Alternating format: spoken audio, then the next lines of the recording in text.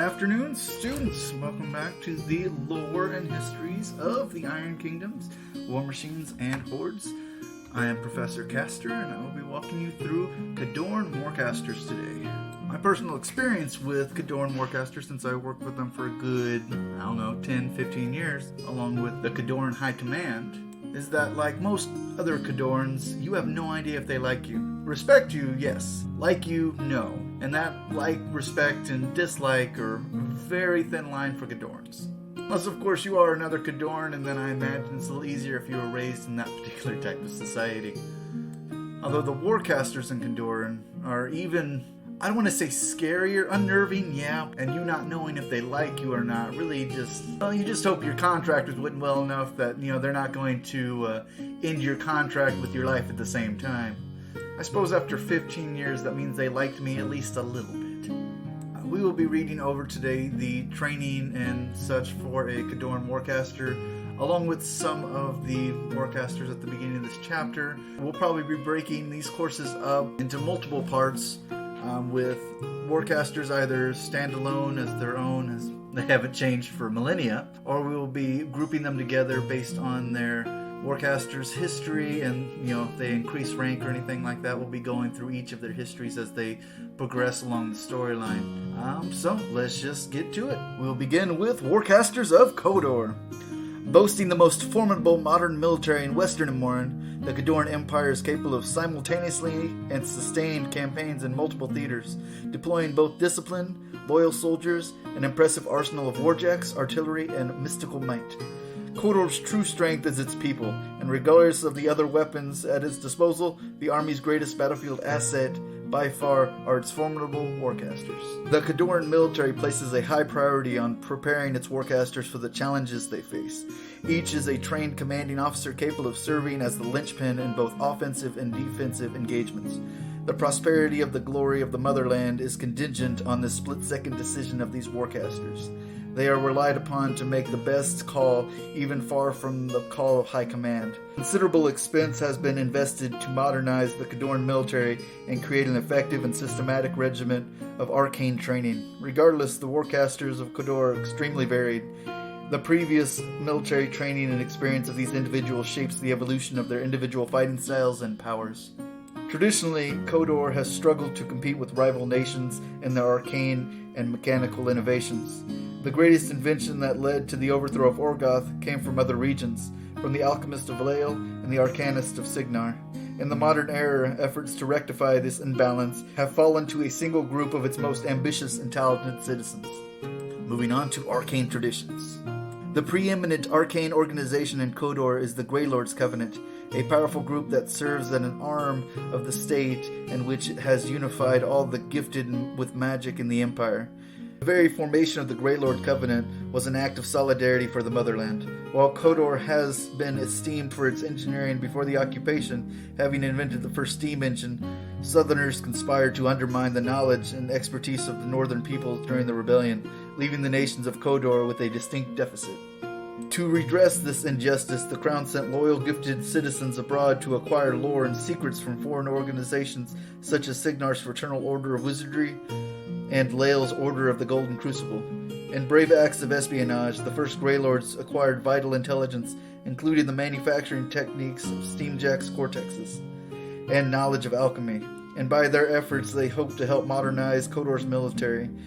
In a very tangible fashion, the Grey Lord Covenant paved the way for the nation to reclaim its rightful place as the forefront of Iron Kingdoms, and its current Warcasters benefit directly from those efforts. Nations like Ord and Signar endure a bewildering array of cabal and organizations to which arcanists and alchemists belong, creating divided loyalties. Their government compete with the private businesses and organizations for talent, and their mechanics and Warcasters can betray them for a higher bidder at any time. Not so in Khador, where the Grey Lord Covenant holds exclusive sway over arcane lore and techniques. I suppose that's why you don't see too many Khadoran Warcaster mercenaries, or any, thinking about it. The Grey Lords have long served alongside and supported the Khadoran army, and they have developed battlefield magic to bolster and advance military tactics. Magic utilized by the Grey Lords draws power from the harsh frozen landscape, with Arcanists calling upon the cold itself as a weapon. Spells that freeze adversaries in place, invoking cutting winds to injure or deflect incoming fire, and blanket allies in concealing fog and snow, well known to the Covenant. As part of its natural evolution, the Covenant became heavily involved in Warcaster identification and instruction, and the magic employed by Khador's Warcasters reflect this. I know very few Warcasters that don't have a random ice spell up their sleeve. Recruitment and training. The Greylord Covenant seeks out anyone among Khador's population with arcane gifts that can be put to the proper use for the Motherland. The Covenant has various means to find such people, including interviews and tests, as well as investigators checking into unusual supernatural manifestations. It is common for arcanists other than Warcasters to first show the signs of their ability in the early teens through spontaneous and involuntary acts of magic. Khadoran law demands such individuals be reported to the authorities and collected by the Greylord Covenant for proper training. But the emergence of Warcaster talent is especially capricious. Their gifts have been known to manifest later in life, well past the point that most citizens have committed to a profession. While some rare family lines, such as the Umbrian Tepeskis, have been noted for powerful sorcerers and a few Warcasters over the centuries, this is an exception rather than the rule. Greylords maintain genealogies of gifted to try to anticipate such talents, but most Warcasters rise unpredictably. The most likely place for a Warcaster talent to reveal itself is life or death combat situations, especially in the proximity of warjacks. Because of this tendency, Khador's policy of mandatory military service has helped in discovering many Warcasters whose talents might have remained hidden in civilian life. Requiring military service also greatly facilitates the integration of new Warcasters, as many have already been through military training and may have also been in direct combat experiences. Once someone with the Warcaster potential has been identified, instruction with the Greylord begins at once. Arcanists in training are referred to as Ukaneks, or apprentices. They are sent to one of the Covenant's chapter houses for intensive but abbreviated regimen to learn the fundamental aspects of arcane manipulation. The studies undertaken by Warcaster candidates are more narrow and selective than gifted apprentices, focused mainly on battlefield magic. Once Ukaneks have learned how to control their magic, they are sent to the Drazina to become officer cadets and learn to control warjacks. Those who pass their initial test earn the arcane rank of Rustovik, loosely equivalent to Southern Journeyman. Such arcane ranks are a formality, being purely to gauge the arcane progress, and are separate from the authority associated with actual military rank. Most non-Warcaster cadets who graduated from the Drazina become lieutenants, but Warcaster is promoted to a Kovnik in consideration of their greater responsibility and authority. New Rustoviks, Kovniks, undergo a probationary period during which their training is put to the test in the field. Each must perform a focused mission or series of connected missions involving a difficult objective with no direct oversight from high-ranking officers. These missions may connect to a current conflict or, in times of peace, they may involve risky patrols along the contested borders or in untamed wilderness regions. For example, Ordic defenders along Murata Hills have often been targeted as such for a combat trial. Yay, us. To accomplish their missions, the Warcasters are provided with a battle group of warjacks and a complement of soldiers and support crew, but they must otherwise rely on their wits and powers. A Warcaster's performance is evaluated at the end of the mission. If successful, a Warcaster is promoted to commander and gain the arcane rank of Magziv, signifying a fully qualified Warcaster. One who fails to impress remains a Kovnik and receives a cycle of corrective instruction and missions. Failure is not an option. You don't get washed out of Khadoran Warcaster schools. It is possible, if rare, for a Warcaster to arise from among the Greylords themselves. Having been a skilled arcanist before the Warcaster's talent is discovered, such individuals have a leg up in terms of arcane expertise, but must learn to perform other duties of a Warcaster. The High Command requires the Covenant to reveal such members and surrender them to the General Office of Training. It is possible, if difficult, to uphold Warcaster responsibilities while retaining high ranks in the Covenant, but this requires a tricky juggling of priorities. We're someone who is cold and calculated, which sounds like the Greylords. While every Warcaster technically retains a rank in the Covenant, the demands of Khador's imperial mandate prevents most Warcasters from pursuing the esoteric research, field studies, and political maneuvering required for advancement to Covenant leadership. Abovnik Commander Alexandra Sarkova is one of the few exceptions. Someone who has managed to excel and advance within the organization without alienating the High Command. Some Warcasters choose to pursue such advancements when old age or infirmity forces them to retire from active duty. Though others prefer to join the High Command, very few Warcasters retire from the military in this way. Most find a more noble end to their careers, dying in combat while earning glory for the motherland. I'm glad I did not mispronounce her name, or else I would wake up somewhere cold and icy where I would enjoy a long, painful life. Roll with the military hierarchy. Although burdened with responsibility and expected to risk their lives fighting at the forefront of major engagements, Warcasters also enjoy considerably autonomy and liberty.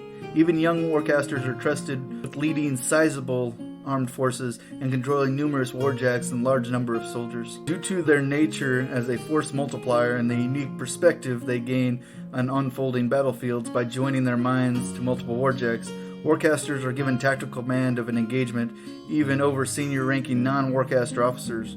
Strategy is the purview of commandants, but tactics are Warcasters' dominion. I suppose if you have magic and the ability to control 10-ton warjacks with your mind, that just makes you better. While Warcasters are technically required to heed the High Command, in practice they operate outside the ordinary chain of command. Supreme Commandant Gervalt Urisk, himself a Warcaster, serves as an operational link between the High Command and most of Khadoran's active Warcasters, determining where each should be deployed. A number of these Warcasters have earned special prominence through distinguished service, each having become a living legend among the rank and file. Empress Vinar has demonstrated a willingness to indulge the needs of these men and women so long as they are successful. A dark example of the Empress's policy is Ursus Zoktavir, the Butcher of Khador, whom many officers considered a reckless madman who inspires fear even in his own soldiers. Despite this reputation, he holds the honored rank of commander and has been entrusted with missions requiring unflinching resolve. On several occasions, Empress Vinar has directly tasked him with inflicting punishment on perceived traitors of the motherland. The last thing you want to do is get into an argument with a madman whose nickname is the Butcher. We'll talk more about him later. Because of the Empress's support, Warcasters enjoy virtual immunity to criminal prosecution, as well as a tremendous leeway in conducting their missions. To most of these Warcasters, the military hierarchy and infrastructure exist first and foremost to facilitate reinforcements through its supply lines. As long as warjacks and soldiers arrive where and when they are needed, Warcasters do not bother with many of the trivial tasks that occupy other officers. Adjutants are assigned to them and handle such matters and free them to their true purpose, seizing victory at all costs. The easy life of a Warcaster. Some Warcasters remained outside the military structure, such as the Great Prince Tepesky and the crone Zavana Aga, the Old Witch. The former is the high-ranking noble in addition to being engaged to the Empress, while the latter is an enigmatic figure out of myth and legend. These individuals are obeyed like ranked commanders and are given similar liberties with the Empire's supply lines. Any who might feel disgruntled at these unconventional arrangements are wise to swallow their opinions. In one way or another, every Warcaster in the Khadoran army serves the Empress. So long as they have her favor, they are not to be questioned. And one of our little side note things here written, Greylord Covenant ranks. Warcasters who have received initial rankings and evaluation by the Greylord Covenant are afforded arcane ranks, which signify their aptitude and power as arcanists. Due to a wide scope of their responsibilities and the fact that Warcasters are preferred on the battlefield, it is rare for these individuals to rise above the rank of Magziv, which conveys full capability and competence. Arcane ranks have no inherent authority outside the Covenant. A Warcaster's military rank is the real measure of their authority. The rankings proceed as Ushnik, Rastovik, Magziv, Koldan Lord, Abavnik, and High Abavnik Arbiters, as we discussed in the previous chapter. Alright class, it looks like we do have enough time to get into at least one Warcaster today. We'll be discussing Commander Harkevich, the Iron Wolf. Khador's Iron Wolf has earned a reputation as a peerless master of heavy armor on the battlefield, a war hero beloved by his soldiers and respected even by the enemies of the motherland. Where Isaac, Harkevich, and his iron armies march, the enemy finds itself hounded, outmaneuvered, cornered, and eventually obliterated by overwhelming firepower. His men say his drills are bloodless battles and his battles are bloody drills, a tough compliment, but one he has earned from a lifetime of military service. Harkevich has nothing but highest expectations of his soldiers, who endure grueling training until they can fight seamlessly alongside his warjacks. Little arouse his wrath such as the Khadoran, who do not love the motherland enough to work hard and bring the best of their abilities to bear. Whether they be farmers, merchants, or nobles, all citizens must shoulder the share of the burden to strengthen the Khadoran Empire. Due to his simple beginning growing up in the farming family near Khador, Harkevich would have led an ordinary career as a lifetime winter guardsman if not for his Warcaster gift. He feels a closer affinity to the citizens he protects and to the enlisted fighters risking their lives on the front line than he does the ranking officers to whom he reports. Harkevich believes being a Warcaster does not elevate him above his soldiers, but rather requires him to assume greater responsibility for their lives. Entering into officer and Warcaster training in the Drazinia Korsk, he demonstrated an exceptional capability of dividing his attention to simultaneously direct a half a dozen or more warjacks, a level of control ordinarily requiring years to attain. King commandants were eager to put his abilities to work in the field, and sent him to fight alongside the border legions. During more than a decade of conflict, Commander Harkevich honed his skills alongside the 1st, 4th, and 5th border legions, fighting countless skirmishes among both Ordic and Signaran forces. For this extensive service, Harkevich has already established his reputation by the time the invasion of Lael began. When he helped seize the city of Elsenburg, the city was barely damaged during the battle that resulted in the surrender of its leader, and has since shown every sign of smoothly integrated into the Khadoran Empire, the fact Harkevich credits to the civil treatment of its people. Nothing would please him more than to see Lael become a productive arm of the Khadoran Empire, its citizens gladly serving the Empress, and its farmlands fertile in crops rather than churned into mud by soldiers' boots. The Iron Wolf is also famous for his ability to move large number of warjacks at an unprecedented pace to strike where the enemy least expects. The master of logistics, he coordinates the delivery of coal and other supplies to facilitate his forced march, and he shows willingness to march alongside his jacks day and night, and to use any means at his disposal to reach his objective. His steely professionalism has earned him the commendation of Supreme Commandant Gervalt Urisk, who has also acknowledges Harkevich's significant contribution to the Khadoran tactics. Harkevich, ever mindful of his soldiers' lives, prefers to let his warjacks bear the greatest risk in battle. His approach is not to utilize warjacks to support his army, but rather the reverse. Harkevich employs his soldiers primarily to steer the enemy towards the guns of his jacks, to fix the foes in place on ground of his choosing, and later to mop up the routed enemy after the morale is broken by the overwhelming force brought against them.